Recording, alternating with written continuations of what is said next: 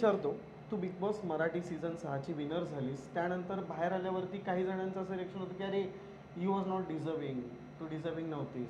बरोबर आहे, पण मला तुला एक गोष्ट दाखवायची आहे की म्हणजे तन्वी कोलते डिझर्विंग का वाटते ना, याचं एक मी तुला उदाहरण देऊ शकतो. कारण आमच्या लोकमत फिल्मीवरती मी प्रेक्षकांचं रिॲक्शन्स पाहिलं आहे आणि हे जितक्या लोकांना विचारलं आहे त्याच्यातले 90% लोक, आणि हे रॅन्डम विचारलेलं आहे, त्याच्यावर लोकांचे काय रिॲक्शन्स आहेत बघ. सीझन 6चे टॉप फायनलिस्ट आहे, त्यामध्ये तुम्हाला काय वाटतं कोण विनर व्हावं? तन्वी कोलते. तन्वी कोलते. तुम्हाला काय वाटतं? तन्वी कोलते. तन्वी कोलते. तन्वी कोलते का वाटते तुम्हाला विनर व्हावी? त्या चांगलं करतात ना म्हणून. चांगली खेळते. बरं बरं. विशाल. विशाल विनर व्हावा. विशाल काय वाटतं? नाही, त्याचं काम चांगलं वाटतंय. चांगलं खेळतो असं तुम्हाला वाटतं? मला वाटते तन्वी जिंकेल, कारण ती सुरुवातीपासून खूप स्ट्रॉंग खेळत आली आहे आणि आय थिंक मग ती आहे डिझर्विंग. अनुश्री. अनुश्री का? असंच म्हणजे ती सत्याच्या साईडनी आणि एकदम मस्त स्ट्रॉंग खेळते, वन अँड ओनली आहे फक्त, म्हणून अनुश्री असं वाटतं मला. आणि राकेश बापट. राकेश बापट आहे. आणि जिंकायला पाहिजे का? हो नक्कीच, मराठी माणूस आहे तर जिंकायलाच पाहिजे. तन्वी. तन्वी तुला? तन्वी. तन्वी तुला? अनुश्री. अनुश्री तुला? तन्वी कोलते. तन्वी कोलते तुला? पण 90% लोकांना ना तन्वी कोलतेच आवडत होती. मी हे लोकांना जाऊन विचारलेलं आहे, तुझे डोळे भरलेले आहेत, खूप प्रेम करणाऱ्या. कारण मी मोबाईल हातात घेतल्यानंतर ज्या ज्या कमेंट्स बघते ना, तिथे खूप जण असं लिहित आहेत की डिझर्विंग नव्हती वगैरे.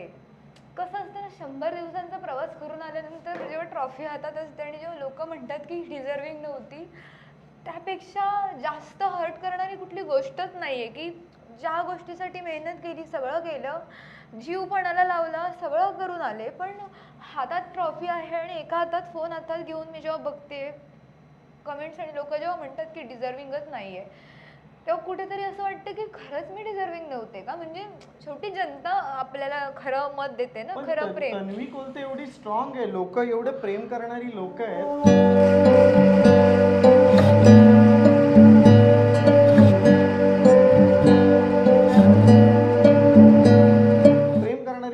मी तुला दाखवली आहे रील्स वरती.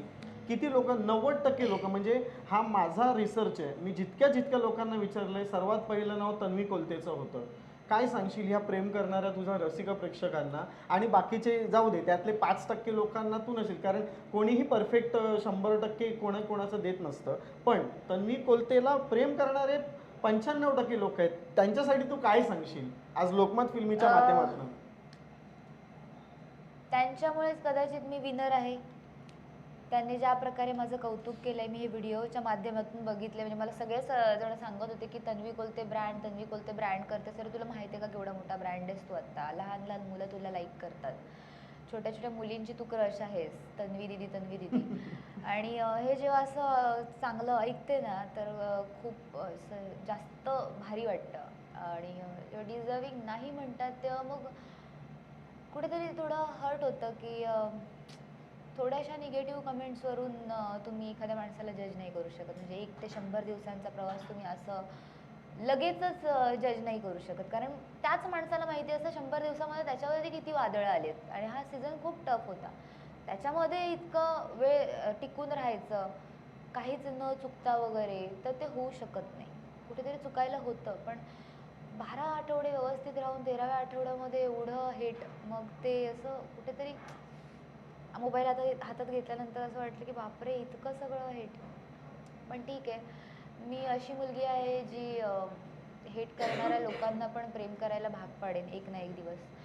चुकले असेल म्हणून रागवले असतील, माझा राग करत असतील, हेट कमेंट्स करत असतील की मी डिझर्विंग नाही आहे, पण एक दिवस नक्की येईल ज्या दिवशी तुम्ही सगळे म्हणाल की तन्वी कोलतेच डिझर्विंग विनर होती म्हणून, आणि तो दिवस नक्कीच आणि लवकरात लवकर येईल असं तुम्हाला सांगते. ओके तन्वी, तू फार गोड आहेस, तू फार प्रेमळ आहेस, तू एक पॉझिटिव्ह वाईब देणारी कलाकार आहेस, कारण एकंदरीत तुझ्या बाजूला बसून सुद्धा मला खूप साऱ्या पॉझिटिव्ह वाईब्स मिळत आहेत.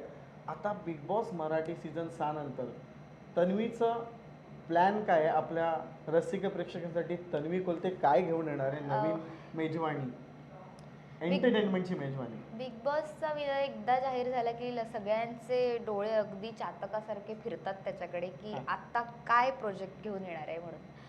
तर माझं असं मी काही ठरवलं नाही आहे की मी काय प्रोजेक्ट करणार आहे, पण मी कायमच म्हणत आले की माझ्याकडे जे काही काम येईल पहिलं त्याचा मी पैशांचा ते किती मोठं आहे याचा विचार न करता कायम ते काम एक्सेप्ट करते.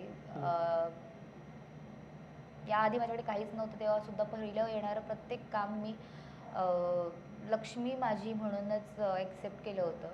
माझ्याकडे आता मोठी जबाबदारी आहे, लोकांचं लक्ष माझ्यावरती आहे. अ, मी कुठल्याच कामाला लहान लेखत नाही. मी काम हे काम समजते. माझ्याकडे पहिलं जे काम येईल ना मी ते एक्सेप्ट करणार आहे आणि मग ते काय असेल हे मला पण माहिती नाही आहे. सिरियल असेल, रियालिटी शो एक अजून असेल, नाटक असेल किंवा सिरियल असेल, मूवी वगैरे जे काही येईल ते मी करणार. काही येऊ दे पहिलं. मग आता जी तुला विनिंग ट्रॉफी मिळाली आणि पैसे सुद्धा मिळाले, त्या पैशांचं तन्वी कोलते काय करणार आहे? माझं आधीच ठरलं होतं मी त्याचं काय करणार आहे. जे एका मी चांगल्या गोष्टीसाठी वापरणार आहे आणि ती गोष्ट मी खूप आधीपासून करते. काय? ती मला सांगायची नाही आहे कारण परत ह्याच्यावरून मी नाही नाही काय नाही काय नाही.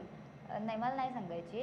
चांगल्याच कामासाठी यूज करणार आहे मी आणि मी आत्तापर्यंत म्हणजे तीन वर्ष झाले मी त्या गोष्टीसाठी काम करते आणि मी ते पब्लिकली दाखवत नाही कारण काही लोकांचं म्हणणं असतं की जे आपण चांगलं काम करतो ते त्याचा शोषा दाखवू करतायत वगैरे. नका आणि त्याच्यावरती भाव खाऊ नका की आम्ही हे करतो म्हणून. तर अशाच कुठल्या तरी गोष्टीसाठी मी ते पैसे बाजूला ठेवणार आहे.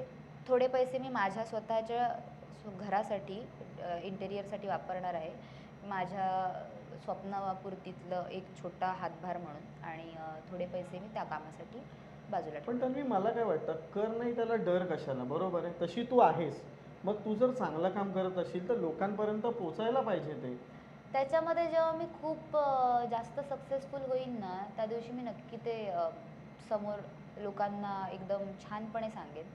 पण असं म्हणतात ना की छोटी अमाऊंट देऊन वगैरे असं तसं मोठे शायनिंग मारणारी मिरवणारे लोकांना आवडत नाही.